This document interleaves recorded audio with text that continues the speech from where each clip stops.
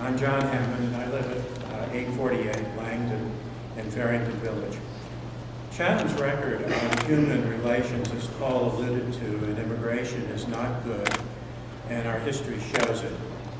In 2000, Rick Givens, the chairman of the county commissioners, invited federal agents to clear undocumented immigrants from Chatham County and earned the scorn of Hispanic leaders across the state.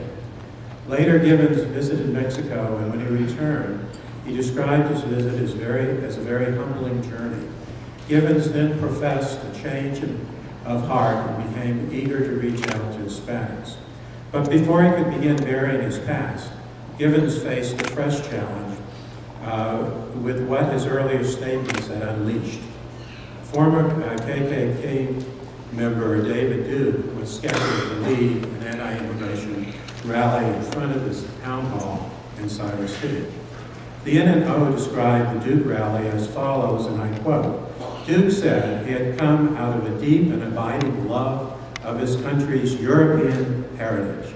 Standing on the steps of City Hall with his supporters gathered round, the former Klansman Duke excoriated Mexicans, immigrants, and minorities as threats to national unity. The crowd, estimated at 400 or 500 by the police chief, applauded Duke's message. Beneath the fluttering of American flag, one demonstrator in camouflage, another in a coat bearing the Confederate flag, held signs that read, 'Pollution of our population is stupid, and to hell with the wretched refuse.'" Sounds much like the Johnson County Sheriff a few weeks ago. The David Duke rally in Siler City was truly a blot on human relation history in Chatham County. All this happened only 9 years ago. And in Chatham, where most residents profess to be Christians and purportedly attempt to live by the Golden Rule. A more universal vision of Christianity gives rise to the following concepts. 1, mankind has the right to have their needs met and to live in peace and dignity in their homeland so they do not need to immigrate. 2, if mankind's basic needs cannot be met in their homeland, they have a right to immigrate.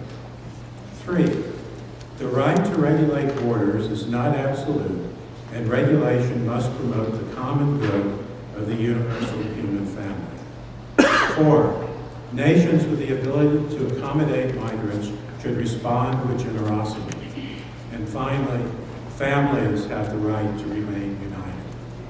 The resolution against the ICE program is totally consistent with these universal Christian principles. Those who profess Christianity need to put aside the hatred of those different from themselves, which has culminated in threats of physical violence against our elected officials. We are witnessing, I think, the last efforts of a small segment of the population with white supremacist tendencies reacting against the coming demographic transformation from a privileged majority to a minority status. The United States is browning. It's time to embrace the diversity of the entire human family and learn to live together in harmony.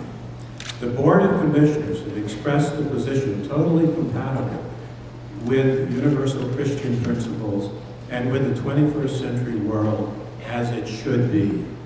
Let us resolve tonight not to be deceived and to reject the efforts of those who would attempt to return us to the evils of